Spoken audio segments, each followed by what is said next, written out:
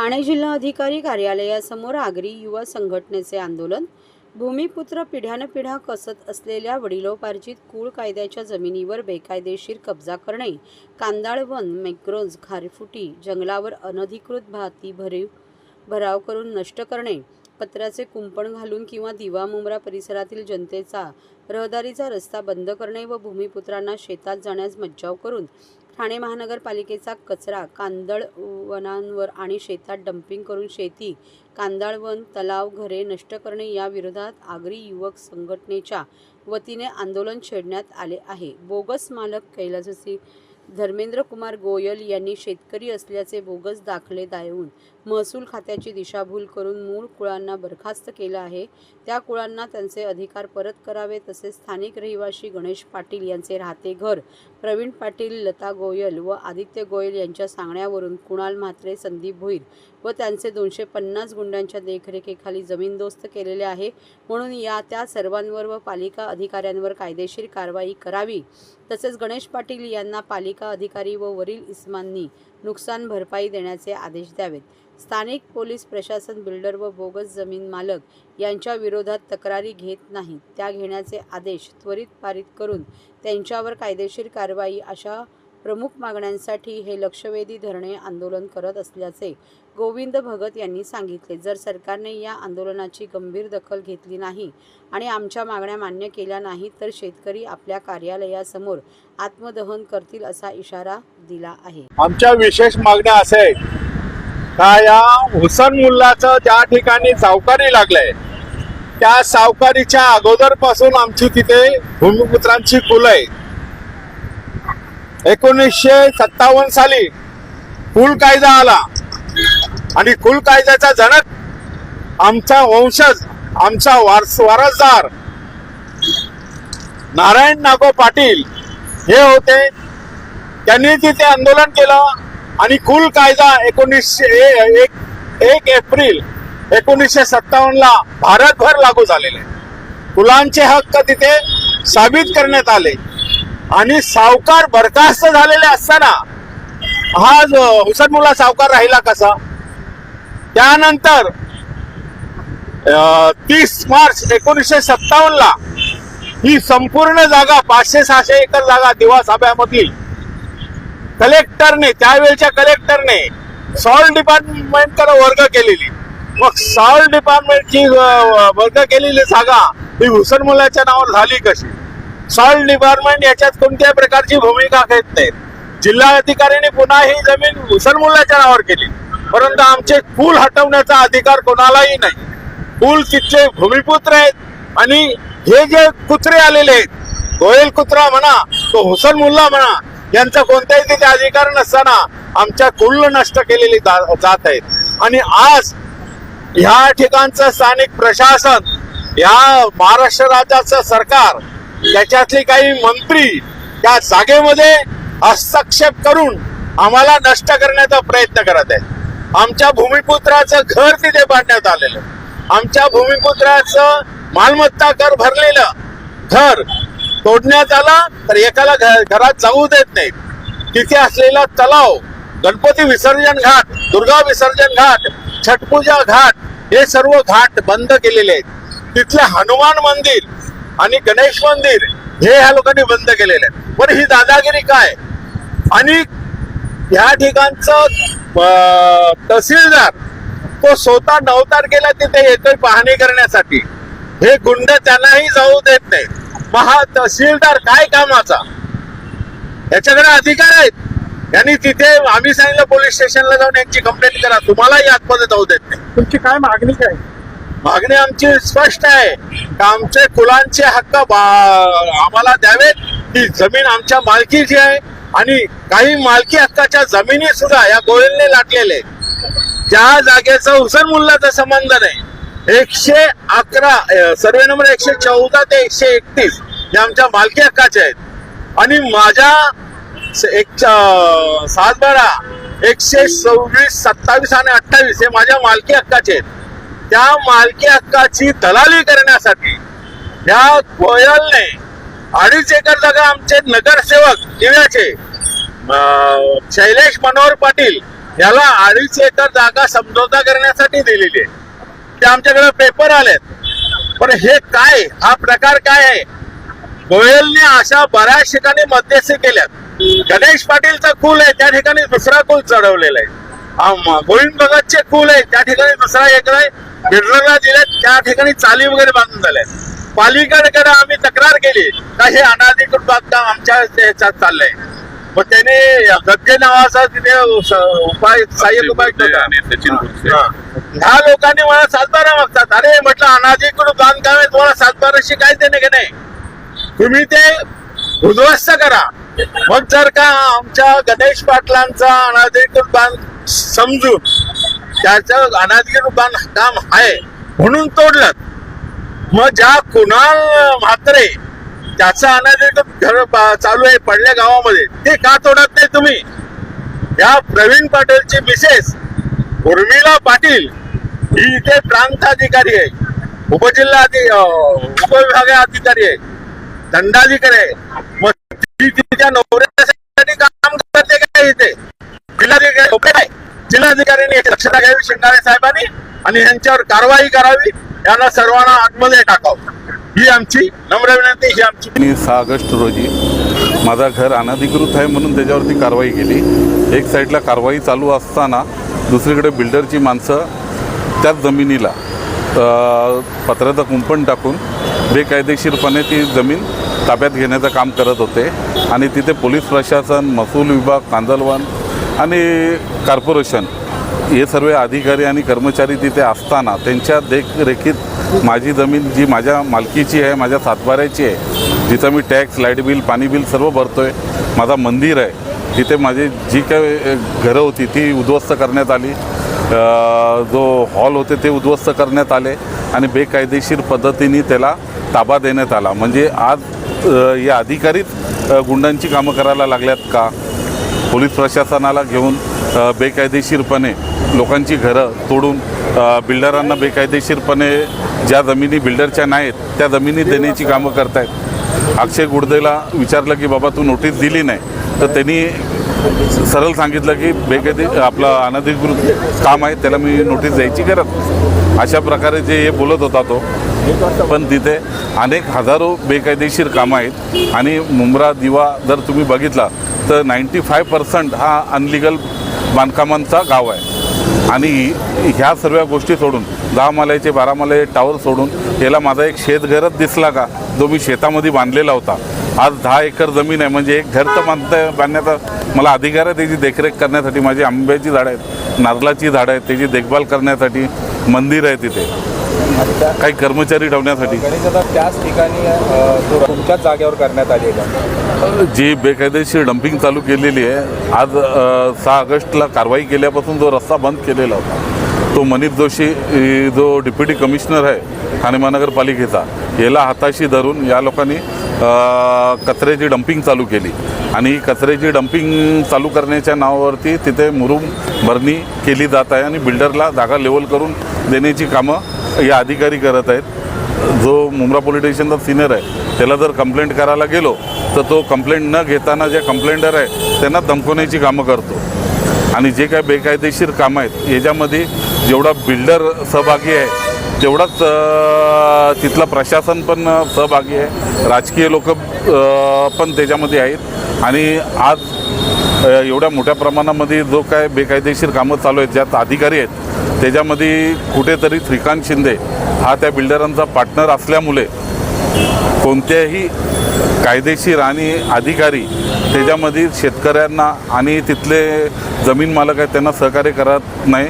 आणि माझी 10 एकर जमीन असून त्याला 150 ते 200 एकरमध्ये जो काय प्रोजेक्ट टाकायचा आहे त्या प्रोजेक्टमुळे ही लोक बेकायदेशीर कामं करत आहेत. आणि जो मुक्ता बिल्डर आहे त्याची मिसेस उर्मिला प्रवीण पाटील ही ठाणे जिल्हाधिकारी कार्यालयामध्ये उपजिल्हाधिकारी प्रांत अधिकारी म्हणून कार्यरत आहेत. आणि अशा जर बिल्डरची बायकोच जर प्रांत अधिकारी असेल तर शेतकऱ्यांना न्याय भेटेल कुठून? महाराष्ट्रातील भगिनींना आधार देणारी राज्य शासनाची मुख्यमंत्री माझी लाडकी बहीण योजना. या योजनेअंतर्गत अल्प उत्पन्न गटातील 21 ते 65 वयोगटाच्या भगिनींना मिळणार दरमहा 1500 रुपयांची मदत. अर्ज करण्यासाठी 31 ऑगस्ट 2024 पर्यंत मुदतवाढ. कुटुंबाचं वार्षिक उत्पन्न 2.5 लाख रुपयांपेक्षा कमी असलेल्या महिला पात्र. कुटुंबाकडे पिवळं किंवा केशरी रेशन कार्ड असल्यास उत्पन्नाचा दाखला आवश्यक नाही. पांढरं रेशन कार्ड असेल किंवा रेशन कार्ड नसेल तर कुटुंबाचं वार्षिक उत्पन्न 2.5 लाखांपेक्षा कमी असल्याचा दाखला आवश्यक. योजनेसाठीचा ऑनलाईन अर्ज नारी शक्ती दूत ॲपवरून किंवा पोर्टलवर भरता येईल.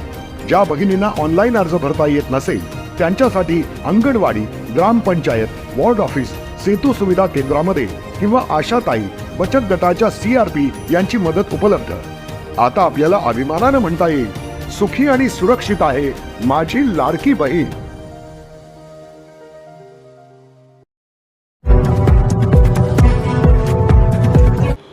MD व कोडियनयुक्त कफ सिरपसह तिघांना अटक.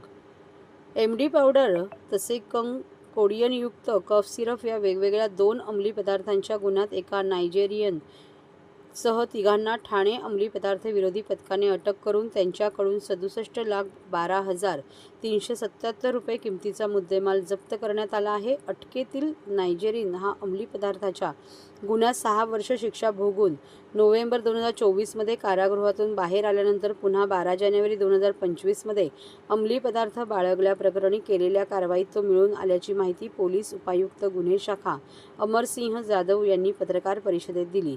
मुंबई मस्जिद बंदर रोड येथील जॉन जेम्स फ्रान्सिस उर्फ ओनाह चिडोझी एलथबर्ट उर्फ जॉन झिग्जुआ फ्रान्सिस 45 या नायजेरियन याला शील्ड टायगर देसाई नाका येथे केलेल्या कारवाईत अटक केली. त्यांच्याकडून 66,18,000 रुपये किमतीचे 661.8 ग्रॅम वजनाची MD पावडर मिळून आली. या प्रकरणी शील्ड टायगर पोलीस ठाण्यात गुन्हा दाखल करून त्याला अटक करण्यात आली. तसेच येत्या 17 जानेवारीपर्यंत त्याला पोलीस कोठडी ठेवण्याचे आदेश न्यायालयाने दिले आहे. तर त्याच्या विरोधात बांद्रा पोलीस ठाण्यात गुन्हा दाखल असून अंमली विरोधी पदार्थांच्या गुन्ह्यात तो 6 वर्ष शिक्षा भोगून बाहेर आलेला आहे. तसेच दुसऱ्या कारवाईत कोनगाव परिसरात कोडियनयुक्त कफ सिरपच्या एकूण 467 बाटल्या विक्री करताना बेकायदेशीरपणे कब्जा बाळगणाऱ्या भिवंडीतील नौशाद अन्सार अहमद शेख 55 आणि मोहम्मद तौकीर फारुख अन्सारी 24 या दोघांना अटक करण्यात आली आहे. जप्त केलेल्या बाटल्यांची किंमत 87,777 रुपये इतकी असल्याची माहिती पोलिसांनी दिली. या प्रकरणी कोनगाव पोलीस ठाण्यामध्ये गुन्हा दाखल करण्यात आला आहे. तर अटकेतील नौशाद याच्यावर यापूर्वीही NDPS कायद्याअंतर्गत शांतीनगर पोलीस ठाण्यात गुन्हा दाखल आहे.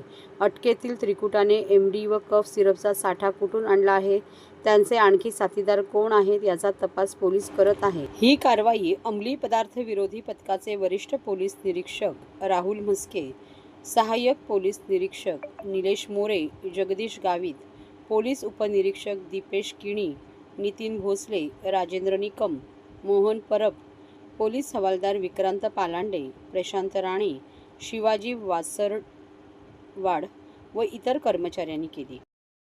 गुन्हे शाखेचे अंमली पदार्थ विरोधी पथकाचे पोलीस निरीक्षक म्हस्के, त्याचबरोबर पोलीस उपनिरीक्षक मोरे आणि त्यांच्या टीमने दिनांक 12 जानेवारीला देसाई नाका शील्ड टायगर परिसरामध्ये एका संशयित आरोपीला ताब्यात घेतलं. त्याचं नाव आहे जॉन जेम्स फ्रान्सिस उर्फ ओना चिडोझी एलिझबेथ,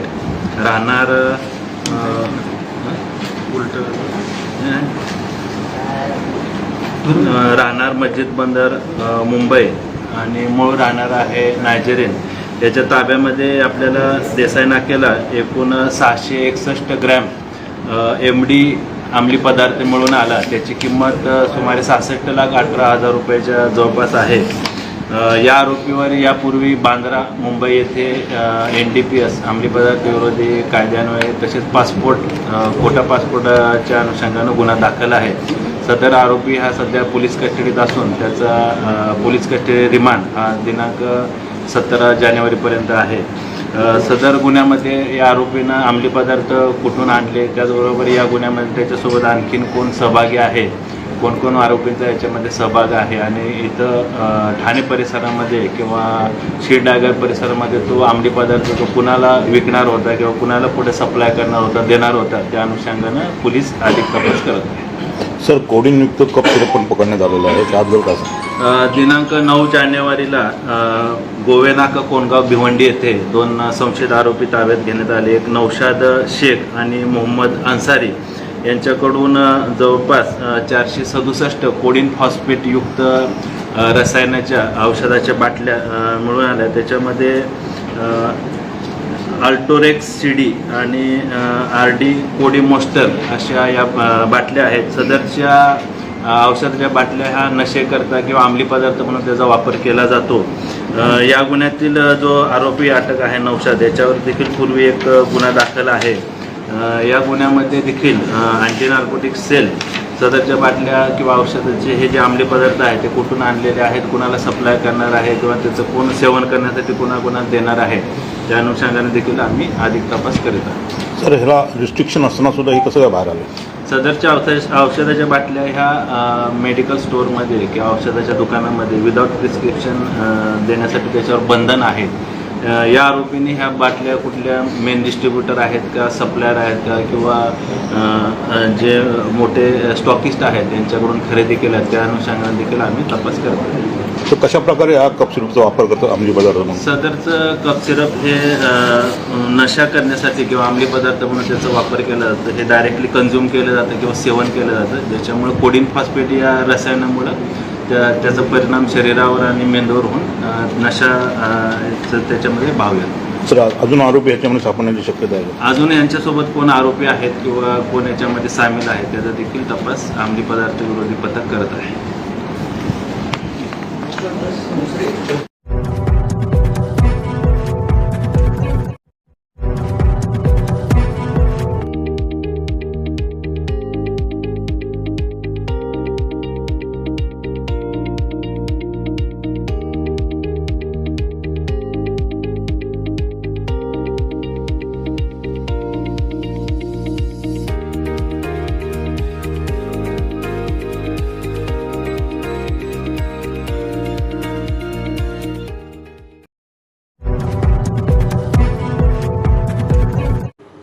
महिलांच्या डबलबारीत रसिक मंत्रमुग्ध. मालवणी महोत्सवात रंगला डबलबारीचा सामना.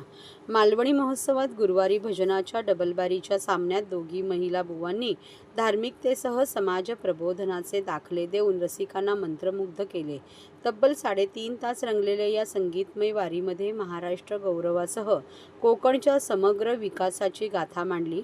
ठाण्याच्या शिवाईनगर येथील उन्नती गार्डन मैदानात सीताराम राणे यांच्या कोकण ग्रामविकास मंडळातर्फे दिनांक 19 जानेवारीपर्यंत मालवणी महोत्सव 2025चे आयोजन करण्यात आले आहे.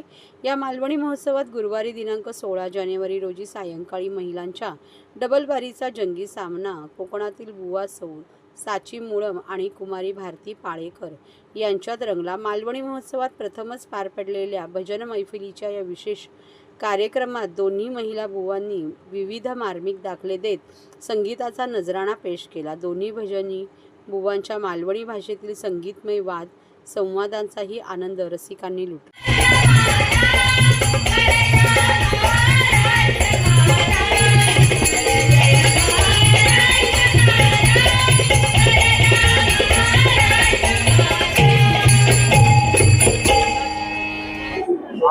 आज गुरुवार आहे तरी सुद्धा खवय्यांची गर्दी आहेच. पण यावेळी आश्चर्य असं आहे, आश्चर्य म्हणण्यापेक्षा ती काय महिलांची डबलबारी ठेवली आहे आणि बाजूला बघितलं तुडुंब गर्दी ही महिलांची डबलबारी भजन ऐकण्यासाठी लोकांनी केली आहे. आणि विशेष म्हणजे महिलांचा सहभाग त्या गर्दीमध्ये मोठ्या प्रमाणामध्ये दिसतोय.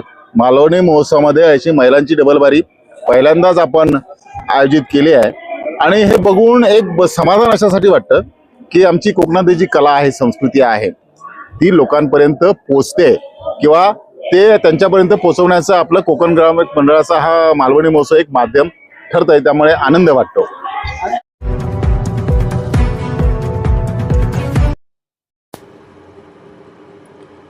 वाहतुकीच्या नियमांचे पालन करा, त्याचबरोबर हेल्मेट आरशाला न घालता डोक्याला घाला, ट्रकच्या ब्लाइंड साईडने ड्रायव्हिंग करू नका, असे म्हणत वाहतूक उपायुक्त पंकज शिरसाट यांनी रस्ता सुरक्षा अभियानातून विद्यार्थ्यांमध्ये वाहतूक नियमाबाबत जनजागृती केली.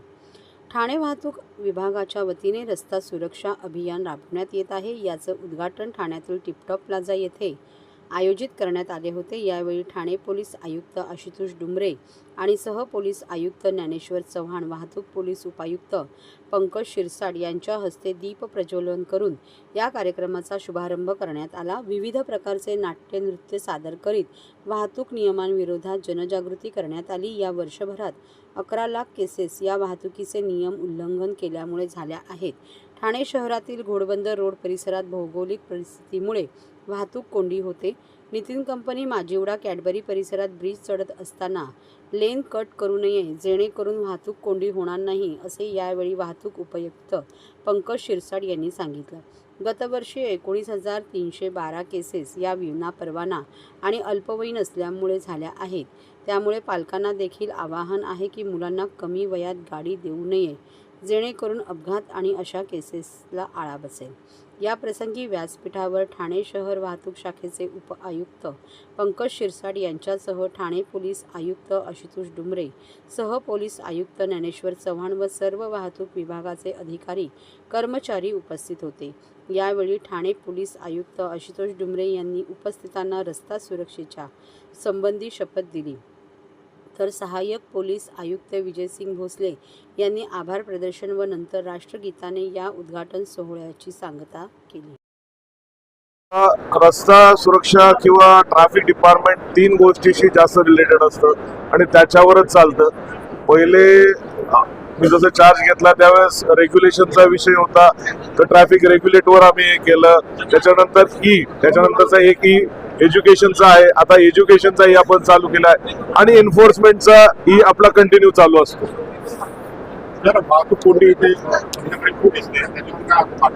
वाहतूक कोंडी ही आता आपल्याकडची आहे ती जॉग्राफिकल कंडिशन्समुळे झालेली आहे. जे घोडबंदर रोडला जाणारी रस्ता आहे त्याच्यावर 2च लेन चालू आहे, चा ब्रिज आहे. त्याला 3 लेननी कनेक्ट करतो, त्याच्या पहिले 4 लेननी 5 लेननी कनेक्ट करतो. तर हे जे बॉटलनेक होते त्याच्यामुळे आपल्याला इव्हनिंग आवर्स मध्ये वाहतूक कोंडीचा सामना करायला लागतोय. तर थोड्याफार प्रमाणात लेन कटिंग ब्रिज चढणीला, प्रत्येक ब्रिज चढणीला 3 हात नाका असेल, नितीन कंपनी ब्रिज असेल किंवा माजिवडा ब्रिज असेल, त्या चढणीला जर आपण लेन कटिंग केली नाही तर आपण वाहतूक कोंडीतनं बऱ्यापैकी आपलं निजात होईल. आपण रात्री 9:30-10 पर्यंत जवळपास थांबून ठेवतो. 10च्या नंतर त्यांना आपण एंट्री देतो. पण मुंबईकडनं येणाऱ्या हेवी व्हेकल्सवर आपल्याला थोडंसं एन्फोर्स करताना प्रॉब्लेम येतो, कारण ऑलरेडी आपले रस्ते छोटे आहेत. हेवी व्हेकल जर रस्त्यात आलं तर आपल्याला त्यांना पासच करून द्यावं लागतं. आपल्याला दुसरा पर्याय नाही, कारण परत त्यांना थांबून ठेवलं तर परत एक दुसरा बॉटलनेक आपल्याकडे क्रिएट होईल. वेळोवेळी माझ्या भाषणात असेल आणि सगळ्यांना आवाहनही करतो की आपला साइड मिरर पेक्षा आपलं डोकं महत्वाचं आहे. पण तरी त्या गोष्टीकडे बाईक स्वार जे संध्याकाळी किंवा दुपारी जातात, बाईक स्वार जे हायवेला चालतात, ते त्याकडे दुर्लक्ष करतात आणि त्यांचा हेल्मेट जो आहे तो त्या साइड मिररवर ठेवतात. आणि पुढचं ब्लाइंड स्पॉट मध्ये, जर हेवी व्हेकलच्या ब्लाइंड स्पॉट मध्ये आपण वाहन चालवलं तर आपण निश्चित आपल्या मृत्यूला आव्हान देत आहे किंवा त्याला निमंत्रण देत आहे. पण सर्व पालकांना आणि त्यांना शाळेत आणि इतर ठिकाणी, प्रत्येक ठिकाणी हा एज्युकेशनचा भाग आहे, तर त्याच्यात आपण एन्फोर्समेंट पण करत आहोत. विदाऊट लायसन्स जर आपण बघितले तर मागच्या वर्षी जवळपास 19,312 केसेस आपण लास्ट इयर केल्या होत्या विदाऊट लायसन्सच्या. तरीही लोकांना समजत नाहीये. मी आपल्या माध्यमातून सर्व पालकांना आवाहन करू इच्छितो की कृपा करून आपल्या 18 पेक्षा कमी वयाच्या आणि ज्याच्याकडे लायसन्स नाही त्याला आपण वाहन आपलं त्याच्या ताब्यात देऊ नये. अगर दिलं आणि त्याच्याकडनं अपघात झाला तर आपल्यावरही गुन्हा दाखल होणार आहे. शाळांसाठी जास्तीत जास्त बसेसनी ट्रॅव्हल करावं म्हणून स्कूल बसेसला जास्तीत जास्त आपण प्रोत्साहन देत आहोत. आता ज्या ठिकाणी ग्राउंड्स, पार्किंग ग्राउंड्स अवेलेबल आहे त्या ठिकाणी आपण शाळेच्या प्रिन्सिपल्सला स्वतः भेटून कल्पना दिलेली आहे की त्यांनी आत यावं. त्या ठिकाणी होतंय. पण ज्या ठिकाणी शाळेला ग्राउंडच नाही त्या ठिकाणी थोडीशी अडचण होती. तरी त्यांना आपल्या बसेसमधनं जे स्टुडंट्स असतील त्यांना खाली उतरून इतर ज्या ठिकाणी रोडला सेटबॅक आहे, ज्या ठिकाणी ट्रॅफिक कंडिशन होणार नाही, अशा ठिकाणी पार करण्याबाबत समज दिलेली आहे.